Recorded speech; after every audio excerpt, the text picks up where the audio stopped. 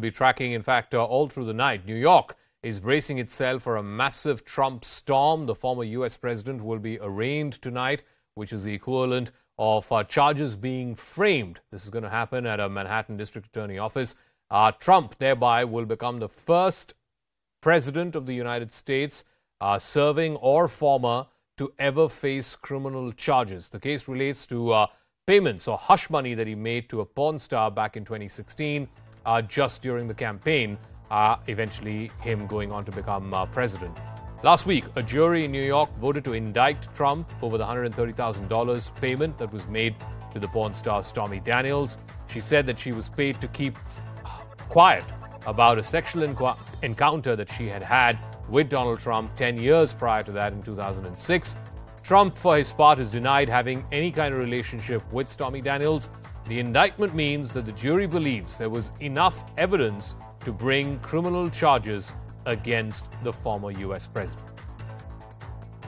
In fact, just a few hours earlier, Trump flew out of his Mar-a-Lago mansion in Palm Beach, Florida, on his private jet and came into New York. Some of his supporters cheered him on at the Florida airport as he left and along the route that he took to get there.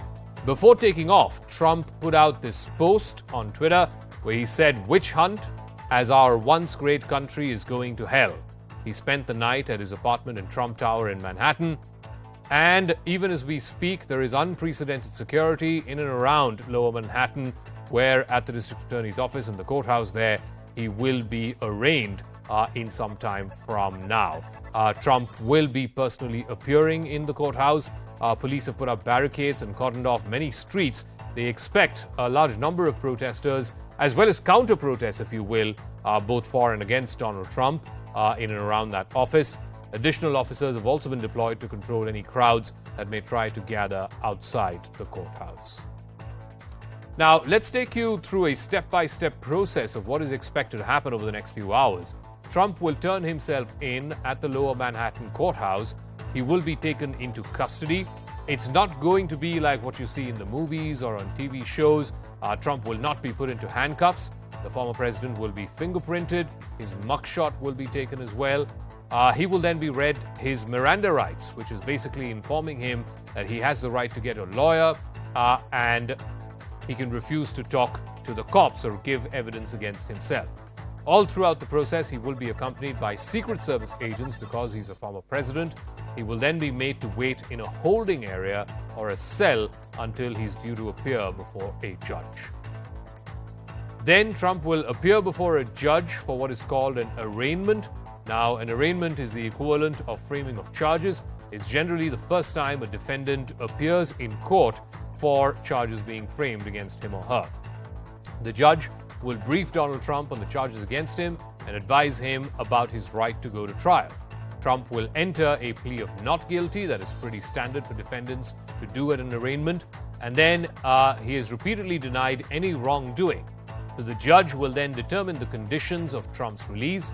Since he does not have any prior offenses, he will most likely get released tonight itself. So after the hearing, Trump is then expected to fly straight back to Mar-a-Lago in Florida, from where he's expected to deliver a speech. He's likely to talk about how the indictment and the arraignment are a bid to try and trip up his chances of running for office again. But can he really run for president again? Technically, yes, because nothing in American law stops a convicted or even a jailed candidate from running for office. But it's a little complicated because it won't be that easy for Trump to campaign for votes or to even take part in debates like any other normal candidate.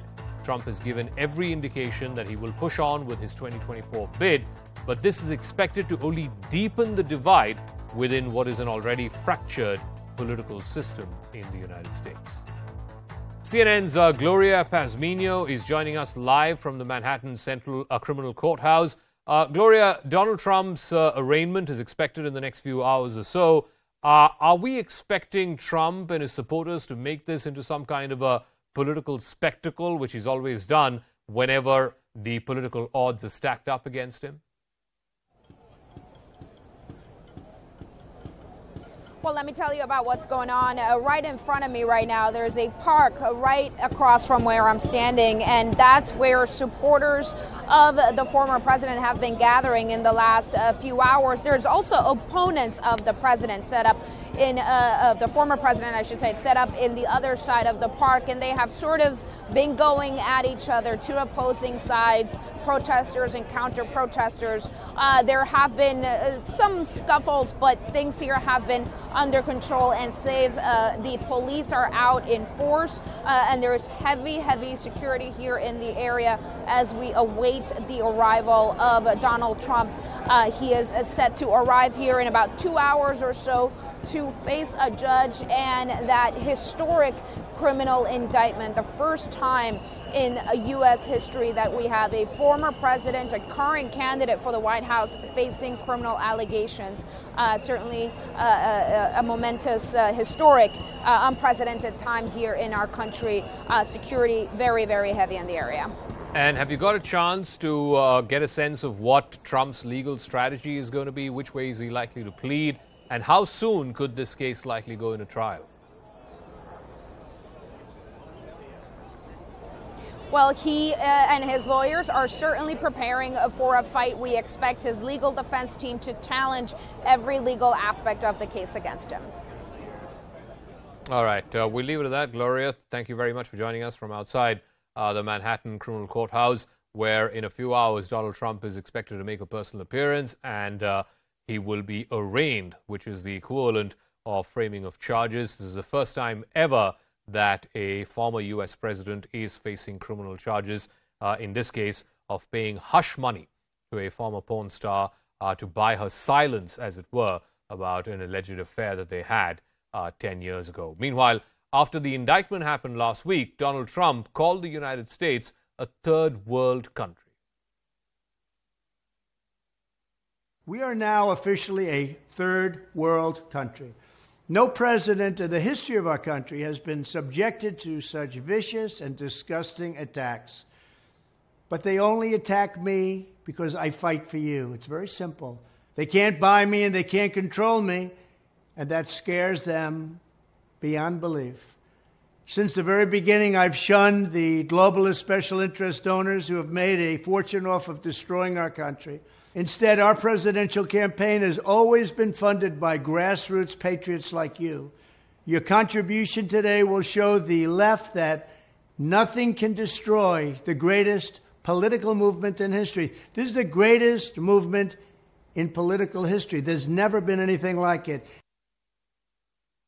I also want to go across to Erica Tulfo, who's joining us again live from outside the Manhattan Criminal Courthouse, where Trump is expected in the next few hours.